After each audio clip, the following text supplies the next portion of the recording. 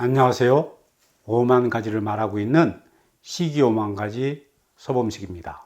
오늘 영상은 성당 또는 교회에 다니시는 분들은 꼭 보셔야만 합니다. 그리고 절에 다니시는 분들과 종교가 없는 분들도 꼭 보셔야 합니다.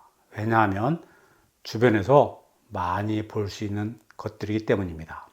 오늘 영상에서는 생활 속에서 자주 보이는 기독교의 상징 3가지에 대하여 말씀을 드리도록 하겠습니다. 혹시 제가 잘못 알고 있다면 깊은 신앙심으로 불쌍히 여기셔 댓글로 가르쳐 주시기 바랍니다. 겸허히 배우도록 하겠습니다. 성당에 가면 영문 P자와 X자가 겹친 문양을 자주 보게 됩니다. 이 문양은 성당에서 많이 볼 수 있는 표식입니다. 이것은 그리스도의 헬라어 표기 크리스토스의 첫 번째 글자와 두 번째 글자 P자가 겹쳐서 만들어낸 것입니다. 그래서 XP나 또는 PX로 읽으시는 분들이 계십니다. 그러나 그리 하시면 아니 되옵니다. 또 어떤 사람들은 이 글자를 라틴어의 PX에서 온 것으로 잘못 알고 팍스, 즉 평화나 팍스 로마나로 보고 로마의 평화 정도로 해석을 합니다. 그러나 이것도 역시 잘못된 말입니다. 이 글자는 헬라어로 키로로 읽어야 합니다. 그래서 이러한 문양은 키로 십자가 또는 그리스도 십자가라고 해야 맞는 말이 되는 것입니다. 이야기가 나온 김에 평화에 대하여 아주 조금만 말씀을 드리도록 하겠습니다.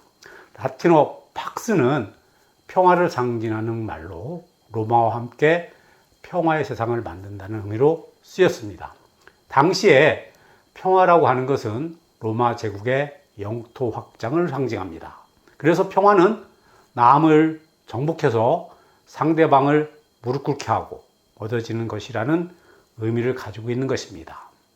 즉 평화를 나를 기준으로 해석을 한다면 나는 다른 사람을 무력으로 굴복시켜서 평화를 얻는다는 것이고 상대방은 복종하고 무릎을 꿇어 평화를 지켜낸다는 것이 되는 것입니다. 쉽게 말씀을 드리자면 학교에서 싸움을 잘하는 친구가 있다고 가정을 하겠습니다. 학교에 평화가 찾아오게 된 것은 힘이 약한 친구들이 싸움을 잘하는 친구의 심부름을 잘해주고 가끔씩은 요구하는 용돈도 가져다 주기 때문입니다. 그러나 말을 잘 듣던 친구가 싸움을 잘하는 친구에게 용돈을 요구한 것보다 적게 갖다 주고 심부름을 하지 않는 등 반항을 하거나 옆 학교에서 싸움을 잘하는 친구가 전학을 오게 되면 그 학교의 평화는 깨어지게 되는 것입니다. 즉 나는 그리고 우리는 또는 국가는 자신을 지킬 힘을 항상 가지고 있어야 최소한의 정복당하지 않고 평화를 주도하여 유지할 수 있다는 말이 되는 것입니다.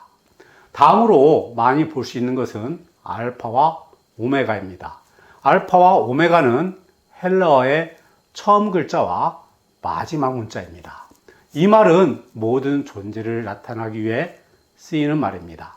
하나님과 예수 그리스도는 처음 알파이며 나중 오메가임을 뜻하는 것입니다. 즉 창조자이며 완성자임을 뜻하고 영원성을 나타내는 말로 쓰였습니다. 성경 구절에는 나는 알파요 오메가요 처음과 나중이요 시작과 끝이라 라는 구절이 있습니다. 다음은 물고기 관련된 상징입니다. 사람들이 차에 붙이고 다니기도 하고 액자 등 여러 곳에서 쓰이고 있습니다. 어떤 사람들은 예수가 행한 빵 5개와 물고기 2마리로 5,000명을 먹이고도 남았다라는 오병이어의 기적을 나타나는 상징이라고 말을 하곤 합니다. 그럴듯해 보이지만 그러나 이 말은 잘못된 말입니다. 예수가 돌아가시고 로마 시대 초대교회는 엄청난 탄압을 받습니다. 이때 성도들은 지하 묘지인 카타콤에 숨어서 지냈습니다. 성도들은 그리스도인이라는 서로의 신분을 은밀하게 확인하기 위하여 물고기 그림을 사용했습니다. 그리스도인이라는 것이 알려지게 되면 생명이 위험하기에 그리스도인인 것을 아무에게도 말할 수가 없었습니다. 그래서 서로가 신분을 확인할 때에는 한 사람이 땅에 물고기에 판을 그려 놓으면 다른 그리스도인이 나머지 절반을 그려 완성시켰습니다. 이렇게 함으로써 서로가 같은 신앙을 가진 그리스도임을 확인했습니다. 즉 물고기 그림은 그리스도인들이 자신의 신분을 다른 이들에게 알리는 암호였던 것입니다. 또 이 물고기 그림은 다른 용도로도 사용이 되었습니다. 박해가 심할 때 카타콤 지하묘지는 지하도시로서 기독교인들의 외부의 침략에 은신할 수 있는 미로였습니다. 만약 외부인들이 익숙하지 못한 장소로 들어오게 되면 출구를 찾을 수가 없었습니다. 그래서 기독교인들이 숨고 모이는 장소로 안성맞춤이었습니다. 미루에서 길을 찾는 표식이 바로 이 물고기 모양이었습니다. 물고기의 머리가 향하는 방향을 따라가면 그리스도인들의 예배 장소에 도착하게 됩니다. 헬라어 익수수라는 말은 물고기라는 뜻입니다. 그리고 물고기 안에 있는 5글자는 헬라어로 예수, 그리스도, 하나님, 아들, 구세주의 시작 글자입니다. 그래서 합쳐서 문장을 만들게 되면 예수 그리스도는 하나님의 아들이시며 구세주이시다 라는 의미가 완성이 되는 것입니다. 그래서 물고기 모양은 오늘날 십자가가 기독교의 상징이 되었듯이 초대교회에서 기독교의 상징이 되었습니다. 그리고 근래에 와서도 역시 이 물고기 모양은 그리스도인들의 믿음의 상징으로 사용이 되고 있습니다. 물고기가 그리스도인들을 상징하는 심볼이 된 것은 성서의 사건에서부터 나온 것입니다.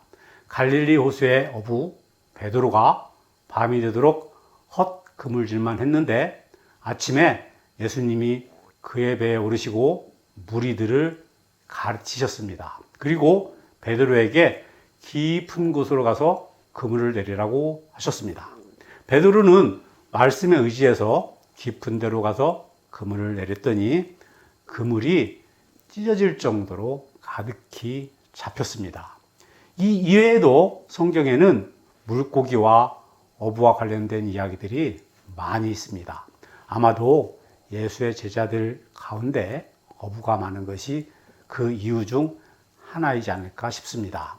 이번 영상은 기독교와 관련된 상징들에 대하여 이야기를 했습니다. 앞으로도 시기 5만 가지는 5만 가지로 여러분들을 찾아뵙도록 하겠습니다. 구독과 좋아요는 영상 제작에 큰 힘이 됩니다. 시청에 감사드립니다.